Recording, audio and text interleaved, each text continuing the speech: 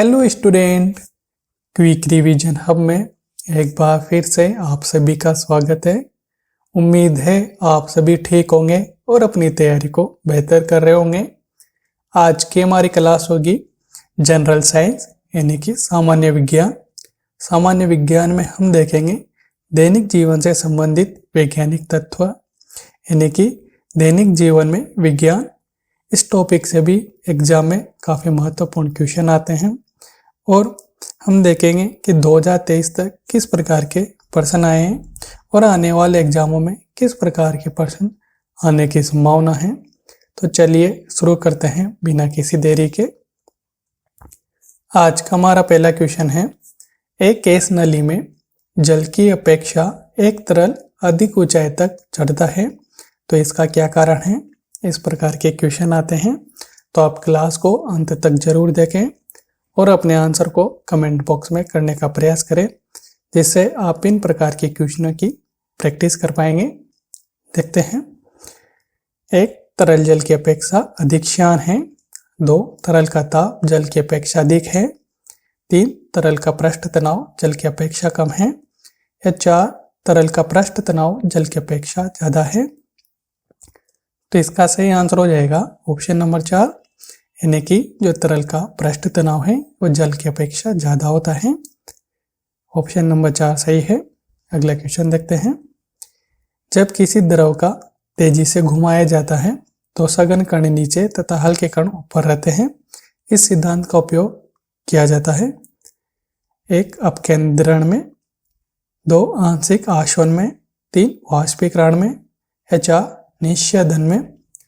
ये भी हाल के एग्जाम सीटी के अंदर पूछा गया क्वेश्चन है। तो इसका सही आंसर हो जाएगा ऑप्शन नंबर 1, जो अपकेंद्रीय बल है इसके कारण जो सघन कण है वह नीचे चल जाते हैं तथा जो हल्के कण है ये ऊपर तैरते रहते हैं। अगला क्वेश्चन देते हैं, मिट्टी के घड़े के ठंडे होने का कारण है, यानी कि मिट्टी के घड़े में पानी भरा होता है वह गर्मी में काफ़ी ठंडा होता है। इसके पीछे क्या कारण है, ये भी कई एग्जामों में पूछा गया है। 1 वाष्पन, 2 गुरुत्वाकर्षण, 3 संलयन, या 4 विसरण। तो इसका सही आंसर हो जाएगा ऑप्शन नंबर 1 वाष्पन। इसका सही आंसर है। अगला क्वेश्चन देखते हैं, वर्षा की बूंदों का गोल होने का कारण है, यानी कि जो वर्षा की बूंदें होती है वो गोल किस कारण होती हैं। 1 वायुदाब, 2 जल का घनत्व, 3 गुरुत्वाकर्षण का बल, या 4 पृष्ठ तनाव। तो वर्षा की जो बूंदें हैं ये पृष्ठ तनाव के कारण गोल होती है, यानी कि ऑप्शन नंबर 4 सही है। क्वेश्चन नंबर 5 देखते हैं, विसरण धारा क्या है। 1 सामान्य विद्युतीय धारा है। 2 आवेश के ऋण से धनात्मक दिशा की ओर गति है। 3 आवेश के उच्च घनत्व से निम्न घनत्व की ओर गति है। या 4 आवेश की किसी दिशा में गति है। तो विसरण धारा होती है, यह आवेश की उच्च घनत्व से निम्न घनत्व की ओर गति होती है।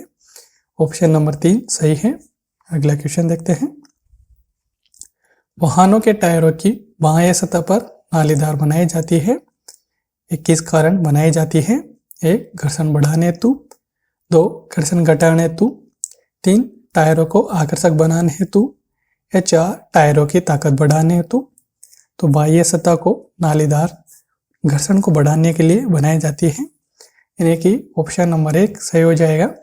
अगला क्वेश्चन है, के द्वारा बादल बनते हैं, यानी कि किस क्रिया के द्वारा बादल बनते हैं। 1 वाष्पीकरण, 2 वाष्पोत्सर्जन, 3 द्रवण, या 4 ऊर्ध्वपातन। तो जो वाष्पीकरण के अंदर जो द्रवण होते हैं, यानी कि ऑप्शन नंबर 3 सही हो जाएगा। द्रवण क्रिया के द्वारा बादल बनते हैं। अगला क्वेश्चन देखते हैं, यदि सूर्य और पृथ्वी के बीच की दूरी 1/4 कम हो जाए तो सबसे अधिक संभावना किस बात की होगी। 1 पृथ्वी सूर्य में गिर जाएगी, 2 पृथ्वी जलकर भस्म हो जाएगी, 3 हमारे वर्ष की अवधि कम हो जाएगी, या 4 पृथ्वी अंतरिक्ष में उड़ जाएगी। तो इसका सही आंसर हो जाएगा ऑप्शन नंबर 3, यानी कि जो हमारे वर्ष की अवधि है वह कम हो जाएगी, क्योंकि पृथ्वी का जो घूर्णन काल है वह कम हो जाएगा। अगला क्वेश्चन देखते हैं। किसी द्रव के पृष्ठ तनाव का कारण है, यानी कि सरफेस टेंशन का क्या कारण होता है? एक, अणुओं के मध्य आसंजक बल होता है। 2, अणुओं के मध्य सहसंजक बल होता है। 3, अणुओं के मध्य गुरुत्वाकर्षण बल होता है। या 4, अणुओं के मध्य विद्युतीय बल होता है। तो जो पृष्ठ तनाव है इसका सही कारण होता है अणुओं के मध्य सहसंजक बल होता है। इसके कारण द्रव के अंदर पृष्ठ तनाव होता है। अगला क्वेश्चन देखते हैं। बत्ती वाले स्टोव में केरोसिन के बत्ती में ऊपर उठने के क्या कारण है? अभी हमने देखा था कि द्रव में ऊपर उठता है किसी जल की अपेक्षा। तो इसका देखते हैं। 1, प्राशरण। 2, विशरण। 3, पृष्ठ तनाव। 4, जीवद्रव्य संकुचन। तो इसका सही आंसर हो जाएगा ऑप्शन नंबर 3, पृष्ठ तनाव। पृष्ठ तनाव के कारण ही जो केरोसिन है बत्ती में ऊपर चढ़ता रहता है। स्टूडेंट, अगर आपको इसकी पीडीएफ डाउनलोड करनी है तो आप पीडीएफ को डिस्क्रिप्शन बॉक्स से डाउनलोड कर सकते हैं। साथ ही आप हमारे टेलीग्राम ग्रुप है क्विक रिवीजन हब, इससे भी जुड़ सकते हैं। इसका लिंक भी डिस्क्रिप्शन में दिया हुआ है। वहां पर भी काफ़ी महत्वपूर्ण जानकारी दी जाती है, साथ ही काफ़ी अच्छी क्विज भी कराई जाती है। तो आप टेलीग्राम ग्रुप से भी जुड़िए रहिए और क्लास को अंत तक भी देखिए। काफ़ी महत्वपूर्ण क्लास है। यहाँ से काफ़ी ज़्यादा क्वेश्चन पूछे जाते हैं आजकल। देखते हैं अगला क्वेश्चन। कांच की 2 प्लेटों के मध्य किसी तरह की फिल्म स्थित है। इन प्लेटों को एक दूसरे से पृथक करना कठिन होता है, जिसका कारण है, जैसे हमने कई बार देखा है कि 2 कांच के मध्य पानी होता है तो इनको खींच के अलग करना काफ़ी मुश्किल होता है। तो इसके पीछे क्या कारण है? 1, घर्षण है। 2, वायुमंडलीय दाब है। 3, पृष्ठ तनाव है। या 4, प्लेटों के मध्य निर्वात है। तो इसका सही आंसर है यह पृष्ठ तनाव के कारण होता है, क्योंकि जो अणु है, जो द्रव के कण हैं, वो आपस में काफ़ी ज़्यादा सघन होते हैं। इस कारण एक दूसरे को आसानी से अलग नहीं कर सकते हैं। अगला क्वेश्चन देखते हैं। पानी से निकालने पर शेविंग ब्रश के बाल आपस में चिपक जाते हैं, इसका क्या कारण है? 1, पृष्ठ तनाव। 2, स्वायत्तता। 3, प्रत्यास्थता। 4, घर्षण। तो इसका सही आंसर हो जाएगा जो पृष्ठ तनाव है इसके कारण ही ऐसा होता है। जैसे कोई ब्रूस हो या शेविंग ब्रश, ये पानी से निकालते इनके सारे बाल आपस में चिपक जाते हैं। अगला क्वेश्चन देखते हैं। जल युक्त गिलास में तैरता हुआ बर्फ का टुकड़ा जब पिघलता है तो पानी का स्तर, यानी कि किसी गिलास में पानी है और उसमें बर्फ का टुकड़ा भी है, और जब बर्फ पिघल जाती है तो पानी का स्तर कैसा रहेगा? 1, नीचे गिरेगा। 2, ऊपर उठेगा। 3, वही रहेगा। या 4, नीचे गिरना या ऊपर उठना पानी के तापक्रम पर निर्भर करेगा। तो इसका सही आंसर हो जाएगा वही रहेगा, यानी कि बर्फ और जो पानी है इसका जो आयतन है वो सेम ही रहेगा। अगला क्वेश्चन देखते हैं। बर्फ पानी पर क्यों तैरती है? हम देखते हैं कि बर्फ पानी पर क्यों तैरती है, इसके पीछे का क्या कारण है। 1, बर्फ में वायु भरी होती है। 2, बर्फ का घनत्व पानी से कम होता है। 3, पानी बर्फ से ज़्यादा गहरा होता है। या 4, बर्फ का घनत्व पानी से ज़्यादा होता है। तो इसका सही आंसर हो जाएगा जो बर्फ का घनत्व है ये पानी से कम होता है, इसलिए बर्फ पानी पर तैरती है। अगला क्वेश्चन देखते हैं। भारहीनता की अवस्था में एक मोमबत्ती की ज्वाला का आकार हो जाएगा। 1, अधिक लंबा। 2, अधिक छोटा। 3, गोलाकार। या 4, वही रहेगा। तो इसका सही आंसर हो जाएगा गोलाकार। अगला क्वेश्चन देखते हैं। यदि साबुन के 2 भिन्न भिन्न व्यास के बुलबुलों को एक नली द्वारा एक दूसरे के संपर्क में लाया जाए तो क्या घटना घटित होगी? 1, दोनों बुलबुलों का आकार वही रहेगा। 2, छोटा बुलबुला और छोटा व बड़ा बुलबुला और बड़ा हो जाएगा। समान आकार प्राप्त करने के लिए छोटा बुलबुला बड़ा व बड़ा बुलबुला छोटा आकार हो जाएगा। या 4, दोनों बुलबुले संपर्क में आते ही फट जाएंगे। तो इसका सही आंसर हो जाएगा छोटा बुलबुला और बड़ा बड़ा बुलबुला बड़ा हो जाएगा, होने की ऑप्शन नंबर 2 सही आंसर है। अगला क्वेश्चन है, पत्तियां हरी क्यों दिखती हैं? एक, सारे वर्णों के प्रतिबिंब होने के कारण। 2, हरे वर्ण का प्रतिबिंब एवं बचे वर्णों का अवशोषण होने के कारण। 3, पत्तों पर प्रकाश का कोई प्रभाव नहीं है। या 4, केवल हरे वर्ण का अवशोषण होता है। तो इसका सही आंसर हो जाएगा ऑप्शन नंबर 2, हरे वर्ण का प्रतिबिंब एवं बचे वर्णों का अवशोषण होता है। और अगर बायोलॉजी में देखें तो पत्तियों का हरा रंग किस कारण होता है? आप इसका आंसर कमेंट बॉक्स में जरूर कमेंट कीजिए किस वर्ण के कारण होता है। अगला क्वेश्चन देखते हैं, फाउंटेन पेन किस सिद्धांत पर काम करता है? 1, द्रव का उच्च से निम्न विभव की ओर प्रवाह। 2, केसिका क्रिया के द्वारा। 3, बर्नौली का सिद्धांत। 4, द्रवों की श्यानता। तो इसका सही आंसर हो जाएगा केसिका क्रिया के द्वारा। आप बताइए कि फाउंटेन पेन कहाँ पर यूज लिया जाता है और ज़्यादातर किसके द्वारा यूज में लिया जाता है। अगला क्वेश्चन देखते हैं, जब पानी में नमक मिलाया जाता है तो निम्न में से कौन सा परिवर्तन होता है? 1, क्वथनांक बढ़ता है और जमाव बिंदु घटता है। 2, क्वथनांक घटता है और जमाव बिंदु बढ़ता है। 3, क्वथनांक व जमाव बिंदु दोनों घटते हैं। या 4, क्वथनांक व जमाव बिंदु दोनों बढ़ते हैं। तो इसका सही आंसर हो जाएगा क्वथनांक बढ़ता है और जमाव बिंदु घटता है, यानी कि जो पानी को उबालने की दर है वो तो बढ़ जाएगा और जो जमता है वह घट जाएगा। अगला क्वेश्चन देखते हैं, एक मजदूर रेल की पटरी पर कार्य कर रहा था।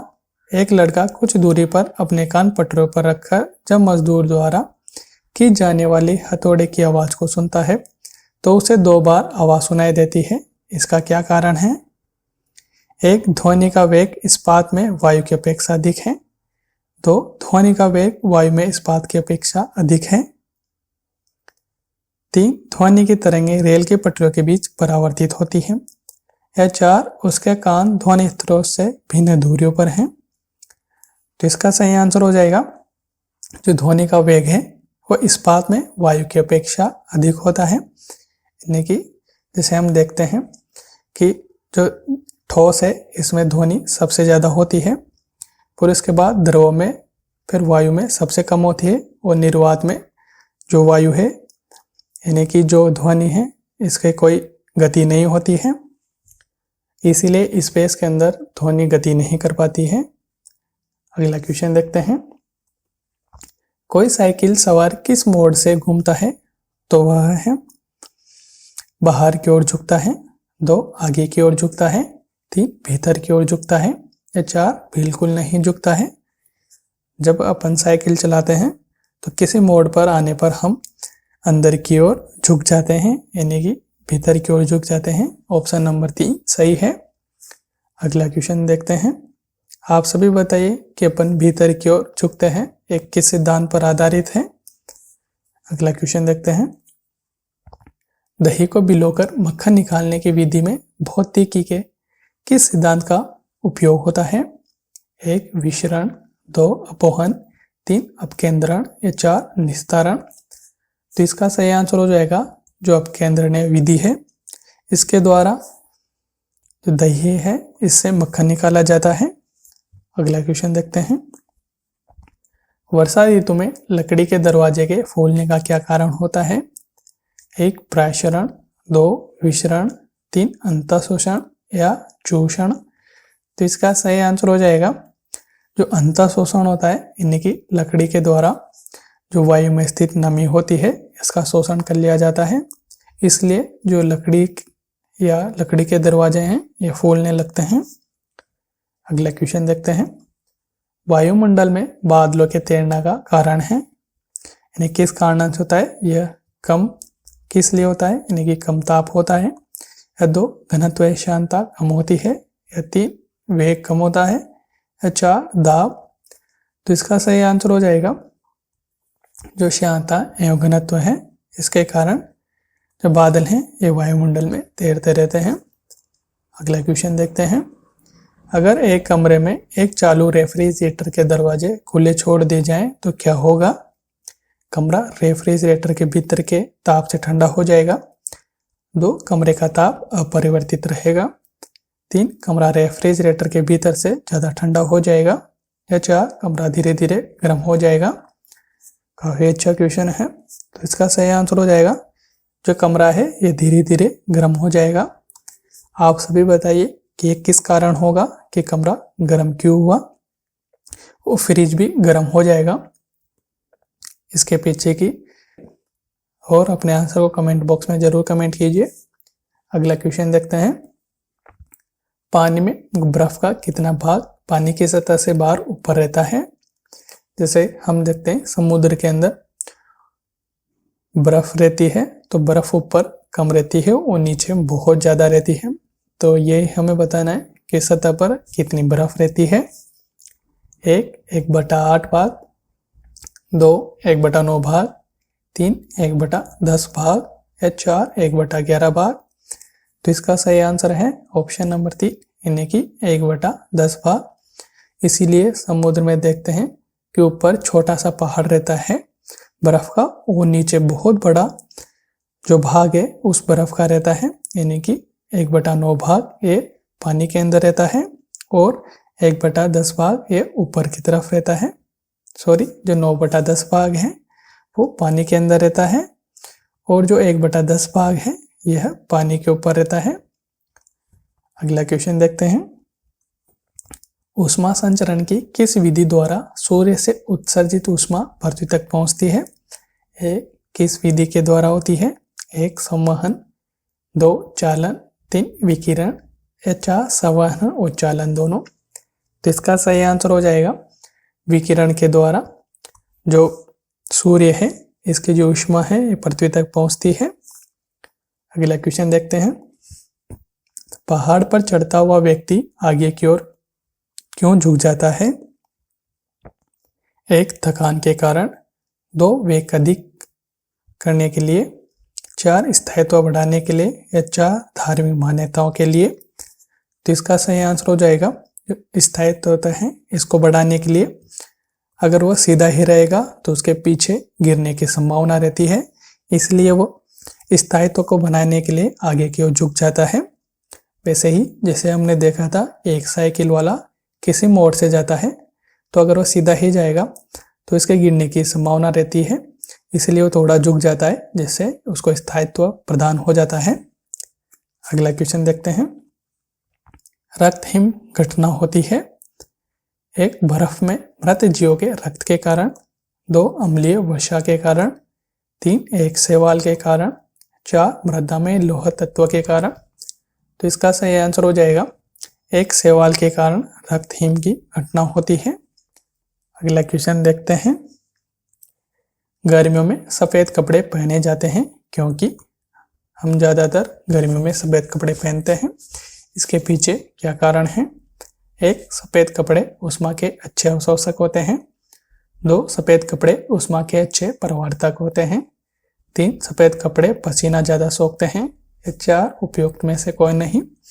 तो गर्मियों में सफ़ेद कपड़े पहनने का कारण होता है कि यह ऊष्मा के अच्छे परावर्तक होते हैं, यानी कि ये ऊष्मा को वापस लौटा देते हैं। अगर जैसे हम काला कपड़ा या काला रंग होता है ये ऊष्मा का अच्छा अवशोषक होता है, यानी कि सूर्य से जो गर्मी आएगी उसको सोख लेगा जिससे गर्मी और ज़्यादा लगेगी।